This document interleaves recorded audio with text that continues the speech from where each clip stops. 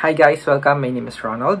Kung bago ka lang sa channel ko, I make travel guides, travel tips, online tutorials for Filipinos, and especially for OFW. Anyway, nahihirapan ka bang kumuha ng digital copy ng national ID mo? Ilang beses mo na bang sinubukan pero laging failed? Please stay tuned at bibigyan ko kayo ng other option and solution para makuha nyo yung digital copy ng national ID nyo.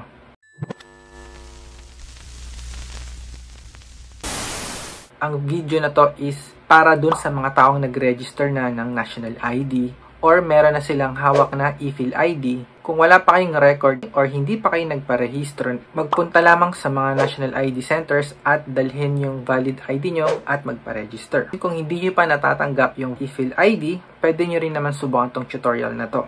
Kailangan mo lang ng eGovPH app. So kung wala ka pa nito, mag-install ka either Google Play Store or Apple Store kung iPhone. Magre-register ka ng account gamit ang mobile phone email address. Kailangan mong mag-submit ng valid ID sa eGovPH app. It's best guys na gamitin nyo yung valid ID na sinubmit nyo noon nung nagparehistro kayo sa national ID para madali ma-verify yung account nyo dito. So, hindi ko na ituturo kung paano mag-register ng eGovPH app. Marami na akong ginawa kasi na tutorial. Sundan nyo na lang base sa approach na gusto nyo. Papakita ko lang sa inyo sa video na to kung saan nyo makikita yung national ID nyo after ma-verify nga yung account nyo sa eGovPH app. So, pupunta lang kayo dun sa baba. Merong nakalagay na national ID. So, pag clinic nyo yan, merong option para maging malaki or enlarge yung national ID. So, click mo yung enlarge national ID. Tapos, pwede mong i-click yung ID mismo para umikot. Pwede rin naman, show back ID. Hindi mo na kailangan pumunta ng national-id.gov.ph dahil meron ka na sa eGov app mo. Ngayon, kung gusto naman i-verify ng business or government sector kung gagamitin mo to, pwede niyang i-click yung enlarge QR code.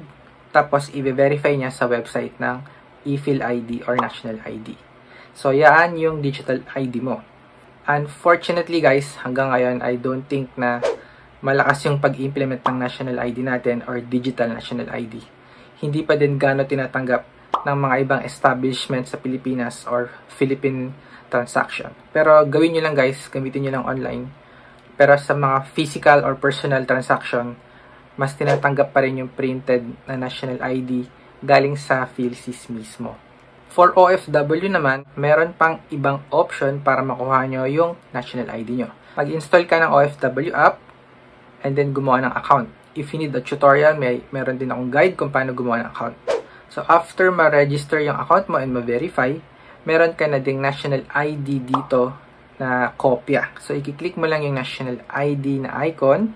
Same lang yan ng nasa eGovPH app and yung nasa website ng national-id.gov.ph.